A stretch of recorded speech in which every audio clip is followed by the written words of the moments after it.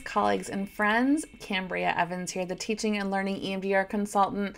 Y'all, today we're talking about something that is so close to my heart.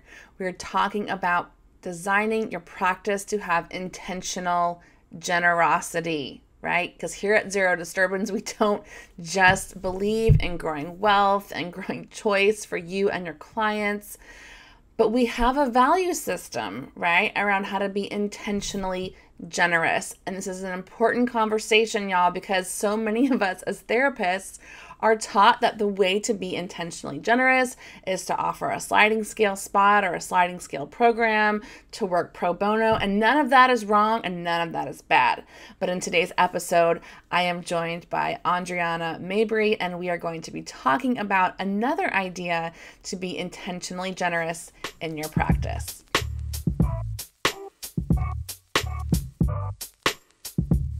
Awesome. So I am here talking to Andreana Mabry. She is a LMFT in private practice, and I've been getting to know her really, really well in the consultation program. And she's been sharing things with me about her mission and her vision and her belief system. And I just wanted everyone else to get to know her and get to kind of hear what she's up to and all about. So thanks for coming on the podcast and hanging out with me today. Yeah, I'm really excited to be here. It's really Awesome. cool. Awesome. Well, why don't you just let folks know kind of where you are and who you are so they kind of get a sense of that. Sure. So I'm a mental health therapist, LMFT in Southern California. My town is called Rancho Cucamonga, which is about 60 miles east of Los Angeles. Basic suburban town. What I do here is EMDR exclusively, at least as a framework, right? So all of my clients have been through something that would be considered stressful. Most of them would also consider it traumatic. And I work with them to help them re-regulate and start to move through their lives in a bit more self-controlled way.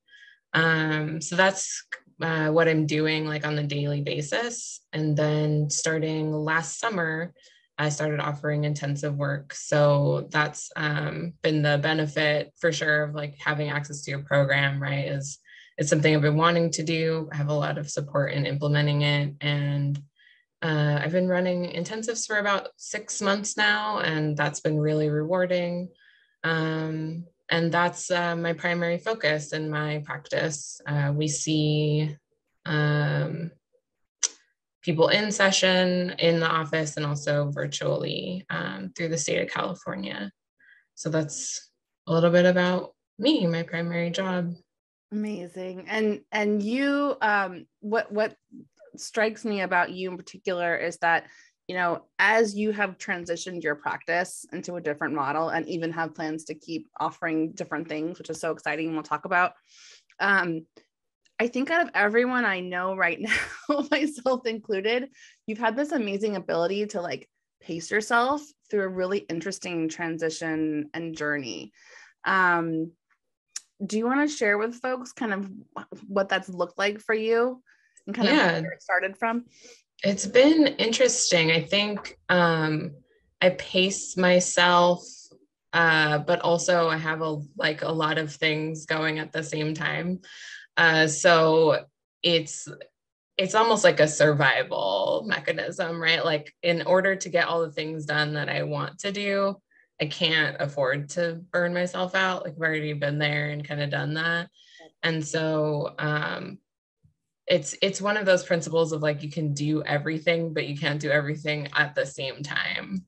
Mm-hmm. And so when I started my business in 2019, one of the main things that helped me learn this principle was actually this planner I got, which was like the Panda planner. I don't know if you've seen that one. There's like 1,000 different brands of planners out there, but there's like this one that's like designed for CEOs and, you know, leaders, right? And I was like, I'm starting a business. I'm a CEO. You are. And so I got this planner, right? Like before I had any clients, and it has this like quarterly section where it's like, okay, what is your mission? What is your vision? What are you going to do for the quarter, right? Like, what's your 1-year goal? What's your 3-year goal? What are your KPIs? Which, like, I didn't even know what a KPI was at that point. It's a key performance indicator, in case our listeners don't know. But like, that really helped like frame the fact that like you have to do this in chunks or else you'll just get totally overwhelmed. And that's been one of the things about being an entrepreneur that's been so interesting, is like, once you have the space to think, there's so many ideas that come, and it can be really tempting to like do them all. And so from that, just like training myself to think in those like more organized chunks, I think that translates into like, okay, what can I reasonably get done in this quarter versus, it's a new year and I'm going to do it all. Like, I know I will set myself up for failure if I do that. So I love the anchoring and like self-responsibility and self-care that's embedded in what you just said. And I think for me as an entrepreneur, that's been my biggest challenge, is to have all these ideas and want to do all of them. And I don't tend to go into a freeze response, but I definitely noticed myself in patterns where I've overwhelmed myself with it. And so I've always been impressed with you that you've had this really steady pacing about where you are and where you want to go. And it's been interesting to get to work with you when you've been doing intensives, because you're just a really, what's the word I want to say? You're a very like fantastic therapist. It's like your clients so easily attach to you and like do such great work with you. And so it's kind of like a blessing and a curse, right? Because we're really good at our jobs. And then it's like, okay, I'm getting all these clients in, right? Which can also take up a lot of space too. Yeah. And it's been a challenge because like in starting out, like coming out of the agency world, right? Like the mindset still with me has been like, I want to help as many people as possible. And like, also there's a lot of people who don't have access to experienced trauma-informed therapists when they need them, right? And unfortunately, I think in the agency milieu, it's like kind of a newbie gets thrown in with like the most complicated cases.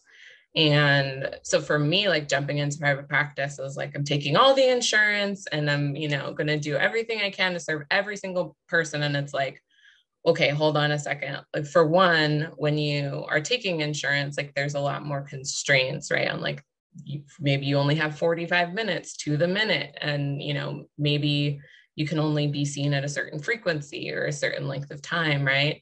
But those clients, like once they experience like, oh, wow, you actually are licensed and skilled and, you have this additional training and you understand how trauma impacts me and you can talk about how it's impacting my body. Like that's such a revelation to them that they're like, don't leave me ever. I'm, even though I'm totally fine, like, please just keep seeing me, and like that's been like the real challenge, right? Like I want to help more people. And also like these clients that are doing well, it's hard to like transition out because they just, they finally get that experience that they've been wanting. Yes. Oh, it's like the TV therapy experience, right? Oh, you can actually like have calm and feel supported and not just feel like rushed through, Yes. I have a lot of respect and appreciation for you for lots of reasons. And one in particular is you just have this heart for service. I was in a nonprofit kind of coming up in my career. I was never in like a kind of community mental health agency.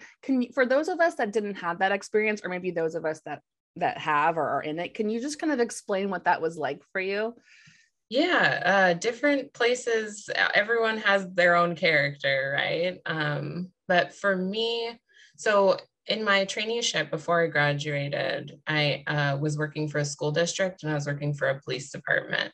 So they had their community like outreach program that the police department would do, so that if someone was referred, right, and they didn't need legal intervention, they needed mental health intervention, they would kind of come to us. So that was like where I cut my teeth, right? And in that experience, you're often dealing with like they take trainees, they take pre-license, they take people who haven't graduated yet because that's what they can afford. Yes. Right. So that's already very low resources provided, right?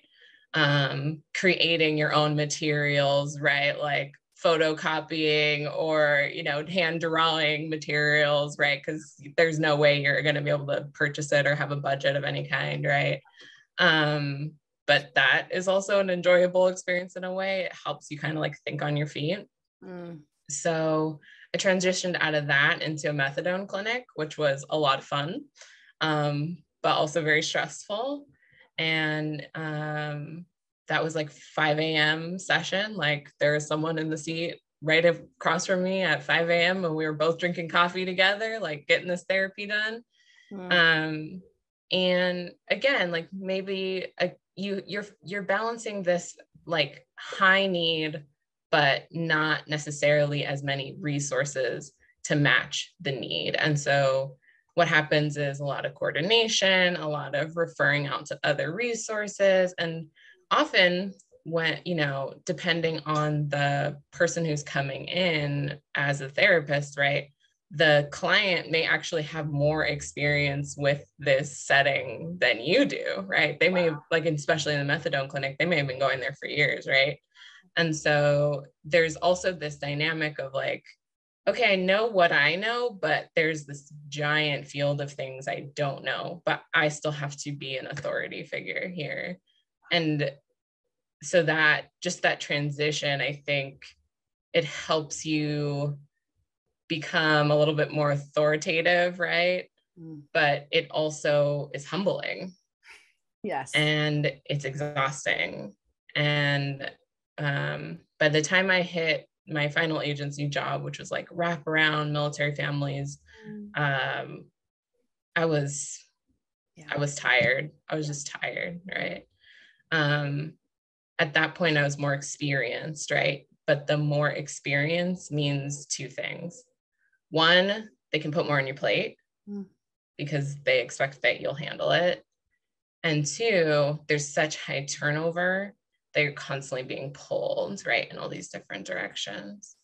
And so the way I would describe agency work overall is that like any resource you have to be able to like call it up and use it and like rely on it, because there's kind of no breaks and there's no like wiggle room. There's not a lot of space. So that's kind of the characteristic of agency life, if you want to call it that. Just listening to it, I can feel myself getting tired. Are you tired? Yeah, I'm tired, like thinking about it.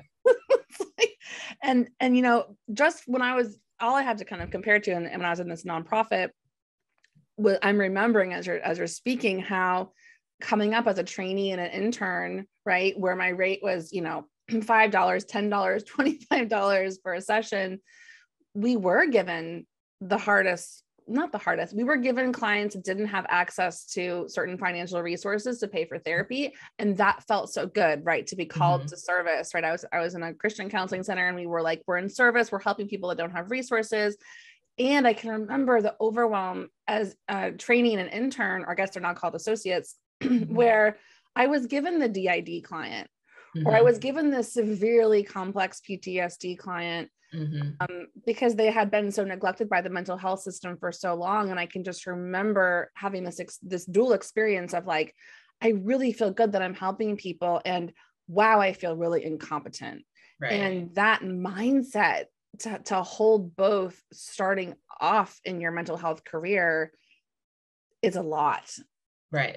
It's a lot. And you're, coming out of graduate school, or especially in a cohort model, like admitting that you're not necessarily getting it all is not the easiest thing to do, right? And, you need to make sure you have supervisors you can trust, and that all kinds of things that go along with that. Because that feeling of just like, I think I know what I'm doing, maybe, like that can turn into burnout really fast.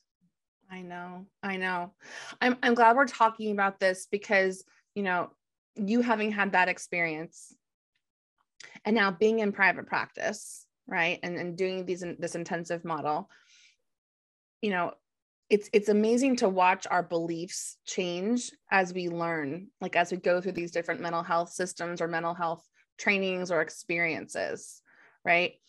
For people, whether they're in community mental health now or they're in kind of a nonprofit model, what would you offer them in terms of, what you've learned or kind of what beliefs might have shifted for you, just so people might have a little hope or like know there's a bridge to something that feels different than it feels now? I'm so glad you're having this particular conversation. And when you like opened up this question, I was like, bam, like so many ideas came to me. Because when it's such a stressful environment, you can start to internalize like, oh, I'm not good at this, or like this field is not for me, or like I would think all the time, like, I don't know if I want to do this for 30 years, right? Like the way that I was working in my first, 7 or 8 years of work, like that was not sustainable. And all I could think about was like, how am I going to do this with kids? How am I going to do this when I don't have as much energy, right? And like the other thing that would come up was like, I would hear tales of, people in private practice, and they would just, of course they're coming back into the agency world. So that's like a selection bias a little bit, right?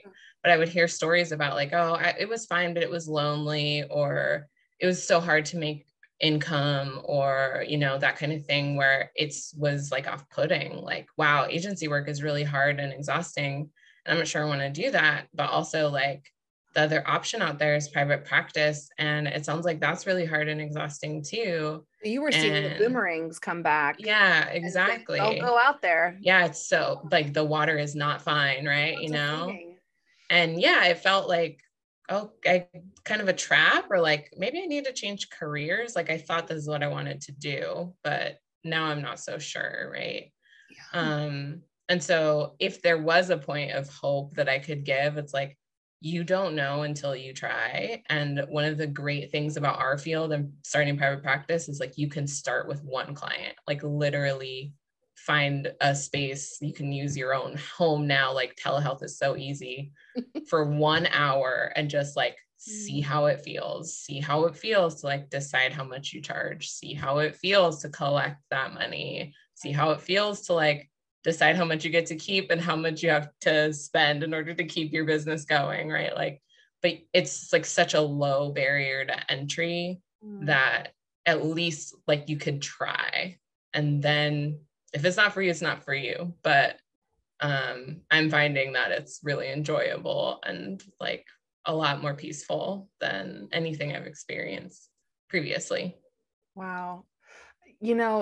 A lot of the meetings I have with therapists when I'm consulting with them or coaching with them, I hear this a lot, and I'm guilty of this too, right? Which is this idea like, I'm doing this right now, and if I want to do this other thing that might feel better or be better or support this phase of my life, it's like I'm either doing this or I'm doing this.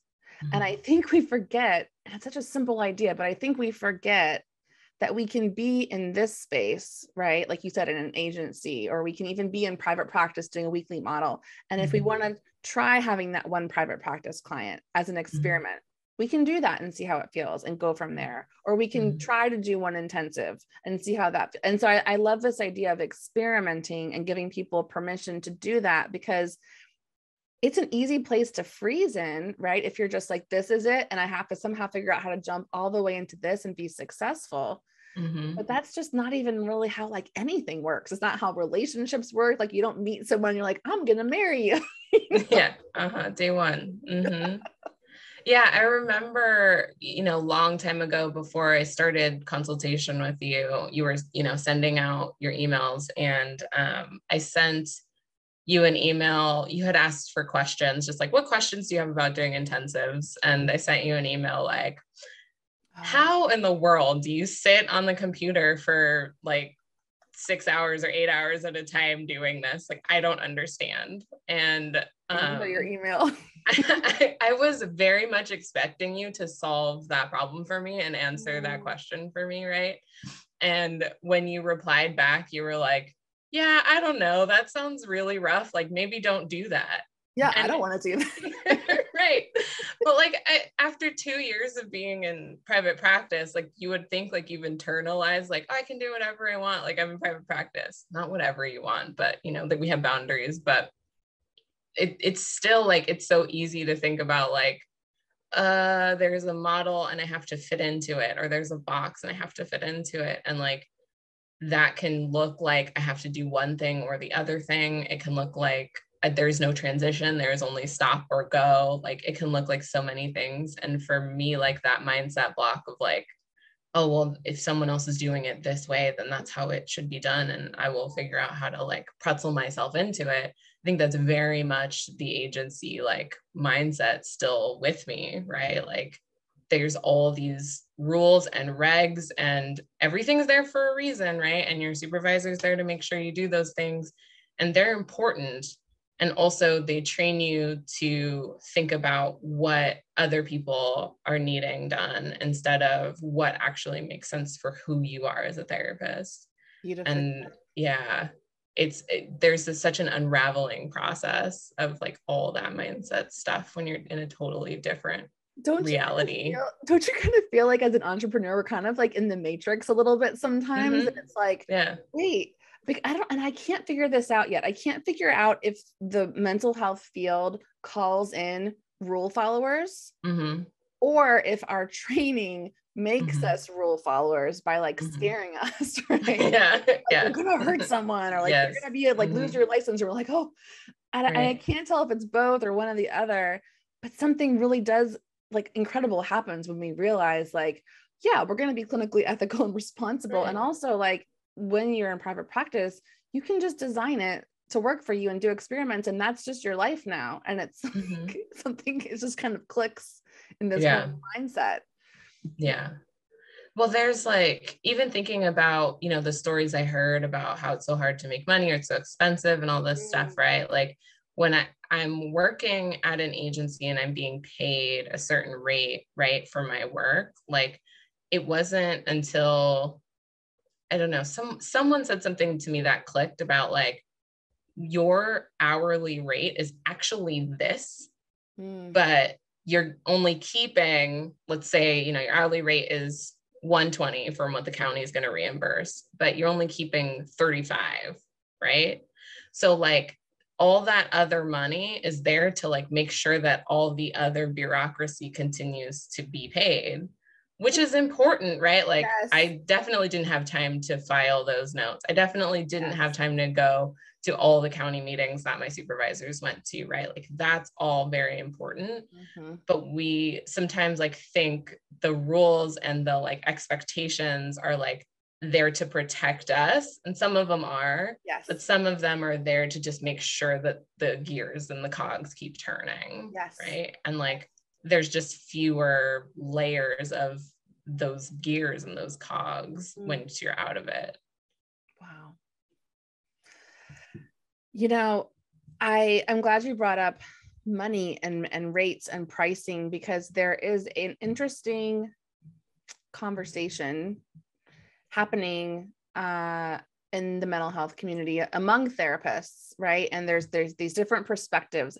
I will say I truly believe every therapist wants to serve and help and do the right thing. And there's this huge spectrum, right?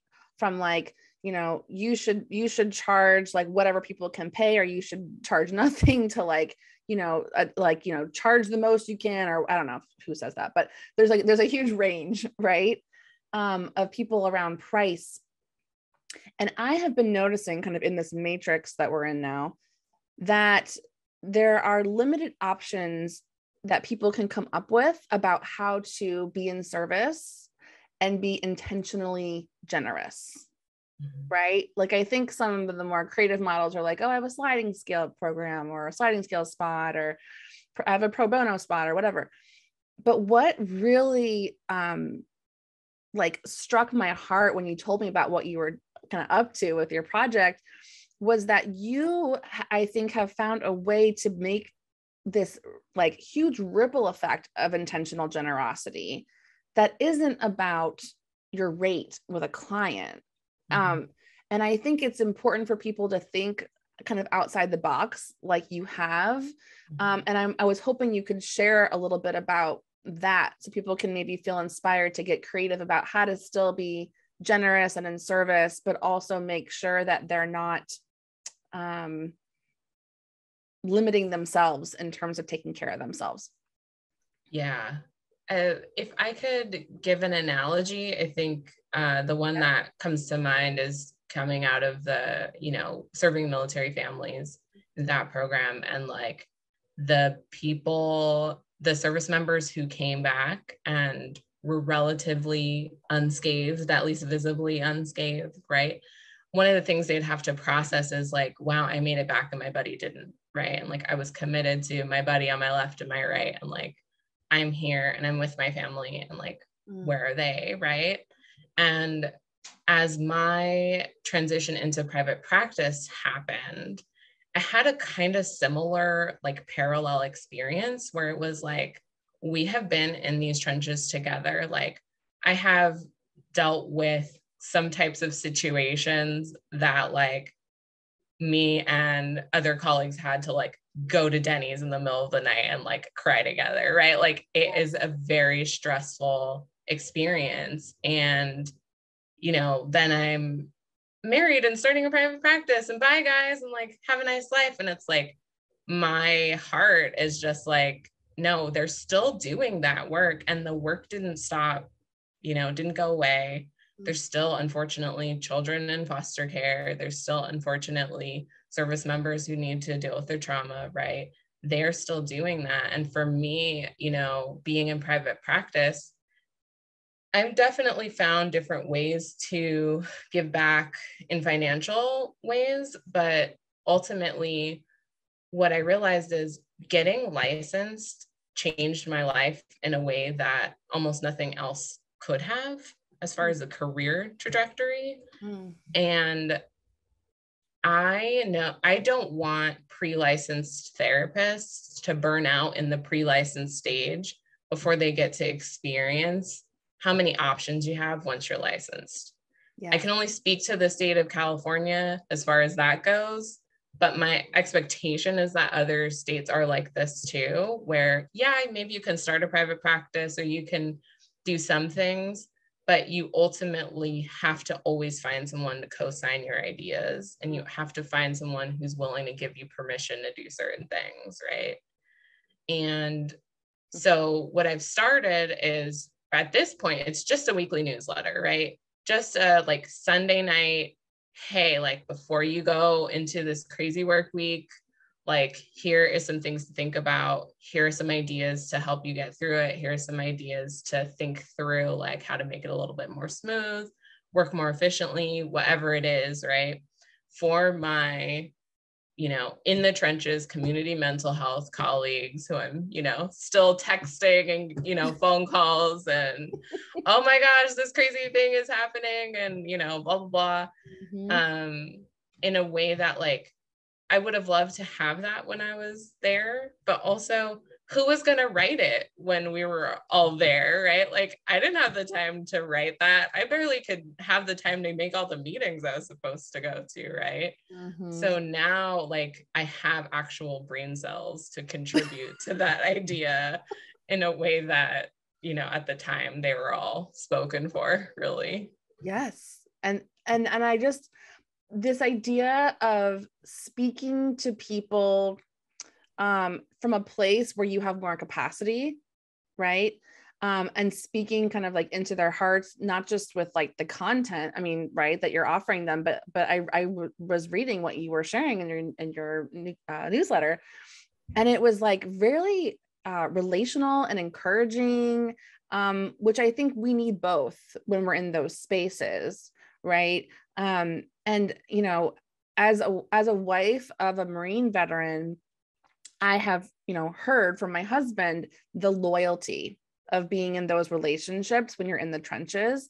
And I hear that same kind of loyalty in that stressful agency work, right? And we're hearing that same loyalty right now during COVID with healthcare workers who are like in these healthcare systems getting fire hosed with just overwhelm and trauma and stress. And it's like, if I leave, I'm leaving my team. Mm-hmm. Right. And Right. so I love that you have made a choice that works for you and is still serving people. And you are now speaking to people who are in the place that you've been, and you're filling them up and you're nourishing them. And I think that a lot of therapists become therapists to be a presence that didn't exist for us before. Yeah. Mm-hmm. And so for you to be that presence for them in that space, I think that's one of the most, I have chills. I think it's one of the most beautiful forms of intentional generosity. Right.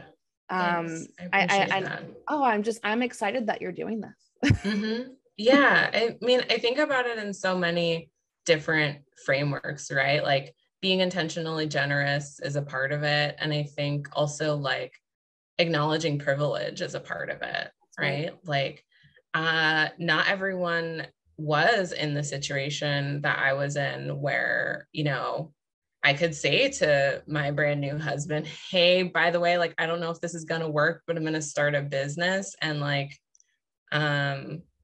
also like, can you make sure to pay rent? Like, thanks. Like, not everyone gets to do that for various reasons. Like, I was single for all the way up until my, license. Mm-hmm. And like, I was barely treading water as far as like being able to just afford my own basic needs, much less paying student loans and all that stuff. Like, whew, right. So I had this like small window of opportunity to take, and I'm very glad I did. But everyone's situation is not the same, right? Or certain people are great at the clinical work, but they cannot like clear enough time to study and get their license, right? Like that's also a privilege. Being a good test taker is also a privilege, right? And so like with the privileges I have, like that's also part of it. It is loyalty, it is care, it is generous, but it's also like a responsibility, the way I see it, because like not everyone has the same access to the same things, but I can at least like do my best to like pull up as many people with me as possible. Because honestly, like there really aren't enough of us in agency work, in private practice, trauma informed, all of it. Like I get people calling me basically every week, like, oh my God, I have found a Black female therapist who does EMDR, like, please, please, please, right? And it's like, at this point, like, I'm glad to be your unicorn, but I am no longer like okay with just being here. Like, so that is like kind of my bigger picture mission is like, I don't want this field to just like run us all ragged. I want us to like make it. Yes. Yes to all of that. And thank you for naming the privilege piece. I 100% agree. And, it's so interesting how, when I was coming into this field, there was a certain kind of therapist that was like the majority, right?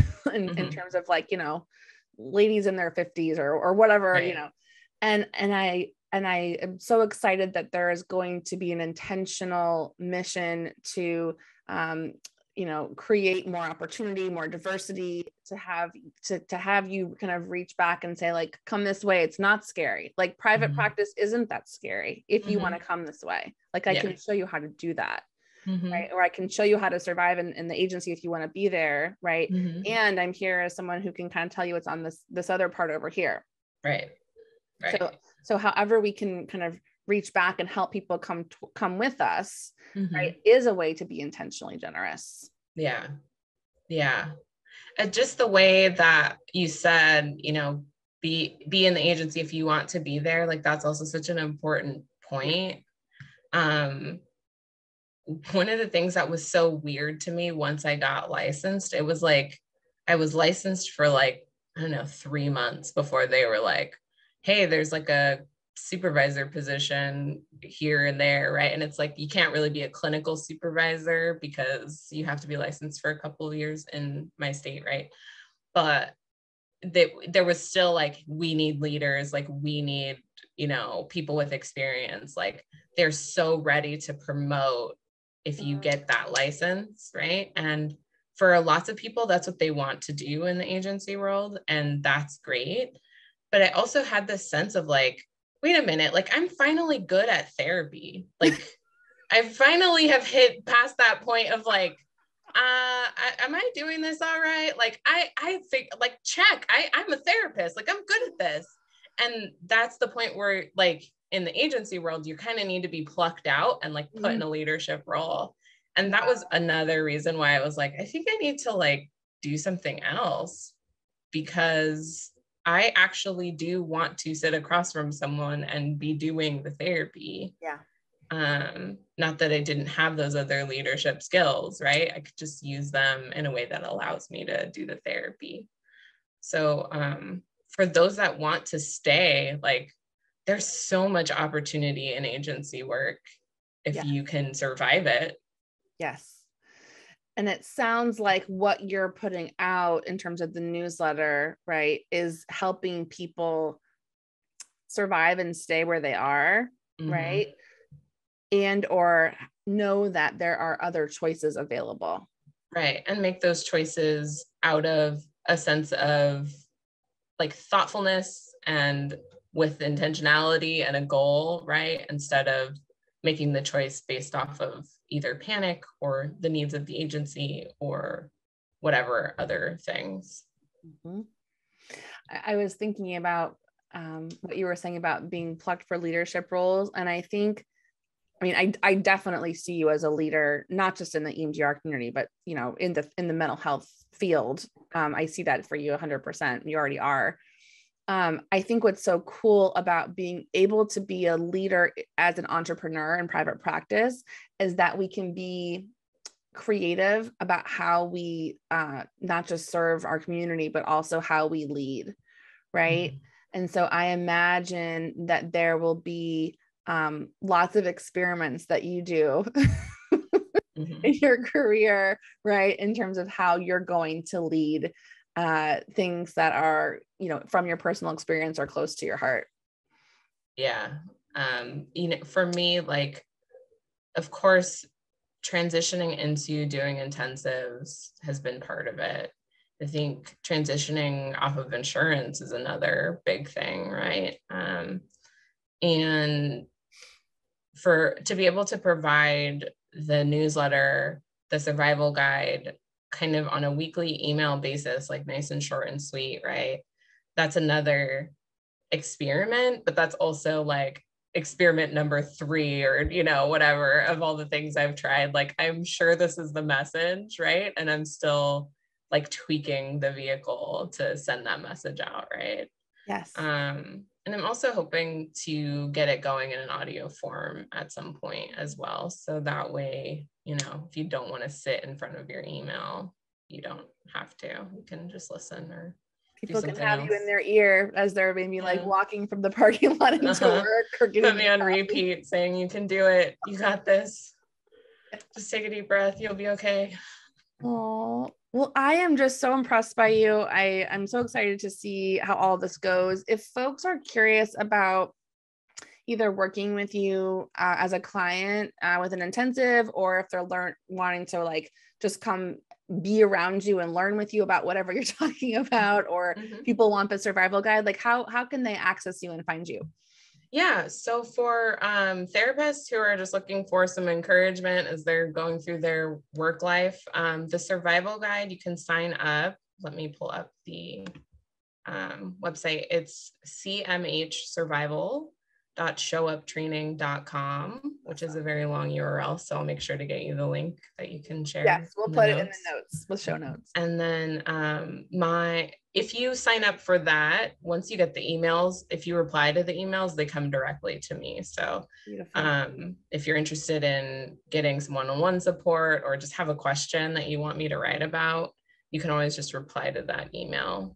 For those looking for intensive work, as far as working on their own trauma as a therapy client, that's just showupcounseling.com. And I will give you that link as well, so you can put it in the notes. Awesome. And at this point, it's intensives only. So there's a lot of info on the website about what that all entails. And if you're curious, send me an email. Amazing. Well, thank you for all that you do. Yeah, thank you for supporting because it Absolutely. is a definitely a challenging field, even in private practice, but it's been so nice to have like good coaching, good support, good resources. It's definitely made a huge difference for me in my practice. So thanks for the opportunity. Well, it's my honor to support you. And, you know, we'll put all the links in the show notes so folks can get in touch with you. And I would love to, you know, if it feels good, I would love to like loop back and have an update at some point about how things are going. Definitely. Okay. For sure. Awesome.